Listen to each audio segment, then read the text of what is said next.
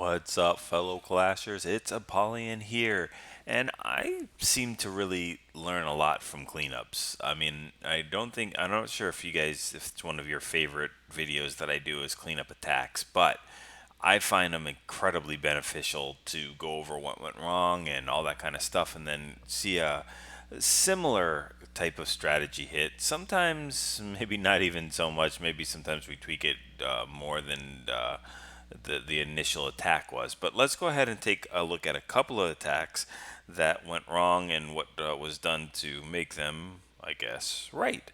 So we've got Funky coming in here with he's going to use his king as a large funnel without almost any help. So we throw in the king down there, and his job is to clean up all that trash building and a couple of the defenses there to allow a queen walk from 6 o'clock until 3 o'clock to get the clan castle and the enemy queen. It's just this is a tough base, well, tougher base to LaLoon, just with the way that the air defenses are set up. We've got a giant there to grab the clan castle as the queen is thrown down there, and I think it was waiting for the king to basically die. Now he can throw the healers there. The reason why is because if he puts the healers down, they get focused on the king, and then both the king and queen will eventually die. So that wasn't a full lure of the clan castle, but I think we got most of it that's going to be of importance to the queen. Anything else, that any other stragglers that are in there, going to be easy to take care of with just without any ability or without any rage. So we've got the queen walking here, just doing her thing, and we're going to take out that second air defense and then those few minions, whatever. And at this point, he knows that he can go and deploy the Lava Hound and loons behind it. Just really tough deploying a Lava Hound right in front of the sweeper. As you can see, those loons, even under haste, are making it tough to get in there.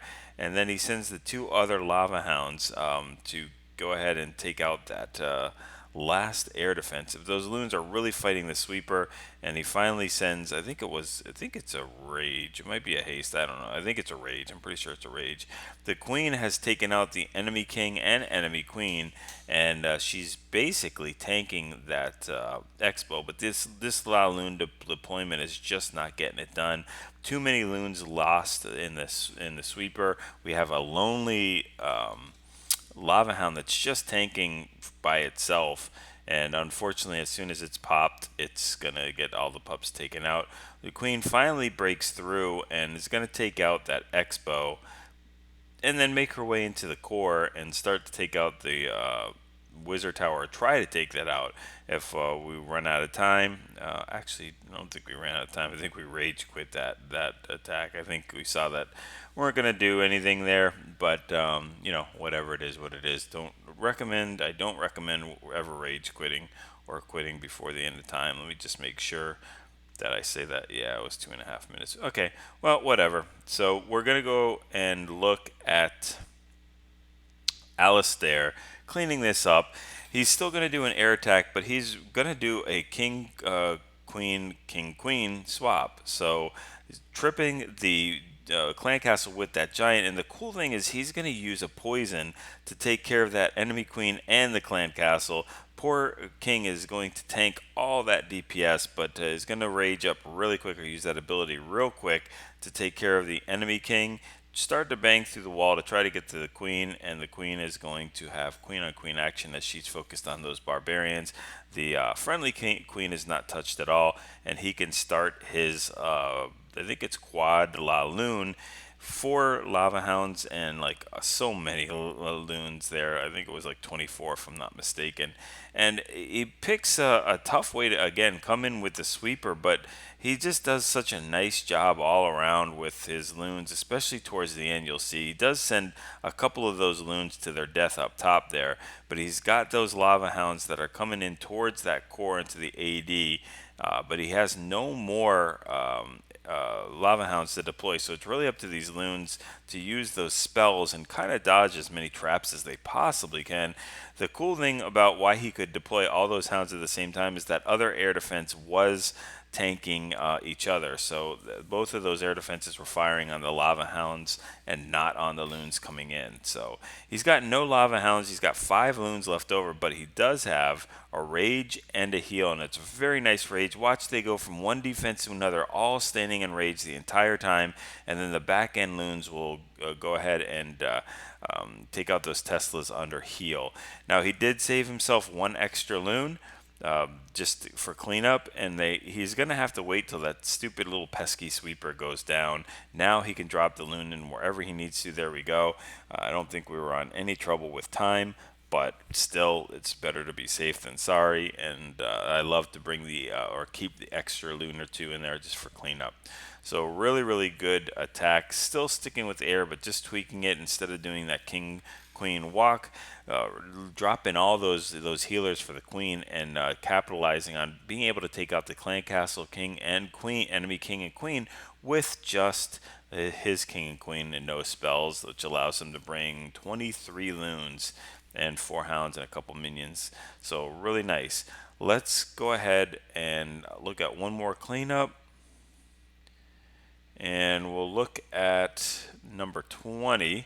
And this is a fresh hit with a GoBoHo attack, using those baby dragons to funnel on the bottom or top, and the minions to funnel on the bottom. And it's tough because the clan castle is going to get triggered immediately as soon as that golem breaches the little whatever that little area is. So we drop the poison automatically in there, and then use the queen to help clean up that. Some Teslas are popping here at the 9 o'clock and the 6 o'clock, which is going to mess up things a little bit. It's going to make that king go to the elixir storage and then start going to the Teslas afterwards instead of rerouting back into the base. I don't think the queen. Yeah, the queen's going to be smart, and she's actually for once going to start going into the base. But so the king is going to get that Tesla farm with the help of its barbarians and a wizard right behind, tagging. Got a nice little jump there, and we have 2 giants on the back end to tank for hogs that are going to be deployed. Just to make sure that that king does not start pounding on them. Unfortunately, the king is distracted by those golems and queen, and those giants really are not doing too much like they were supposed to. The king, I think, there he goes. He finally gets aggro on the giants. So you know what? As much time that could possibly help, that's good. He's still banging on those giants, and now he's going to focus on those hogs. There's a bunch of hogs to spring traps. Have no heal for these back end hogs. That one giant bomb did a huge damage to those hogs, and they're not going to be able to push through those last 3-point defenses, even though there's no spring traps or bombs there, just because they were already down to like a quarter of health or less. So this queen already used ability, is going to break through the wall, but she's not going to have enough steam to get those Tesla and cannon. But she had the ability. I think it would be no problem to get it, and possibly, since the king is down so low, take care of him too. So we need to tweak a few different things. So we'll go ahead and take a look at that. Let's go to number 20 and look at acceleration.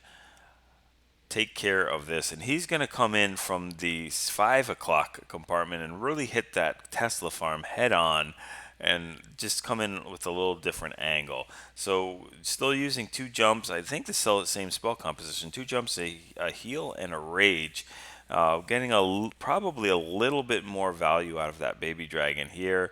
He's going to still use that baby dragon up top, which I don't know why, but he's going to do that. And then he's got the queen just taking out some free buildings, especially that town hall. Even though it's not gonna help with these defenses, but it definitely helps with the funneling.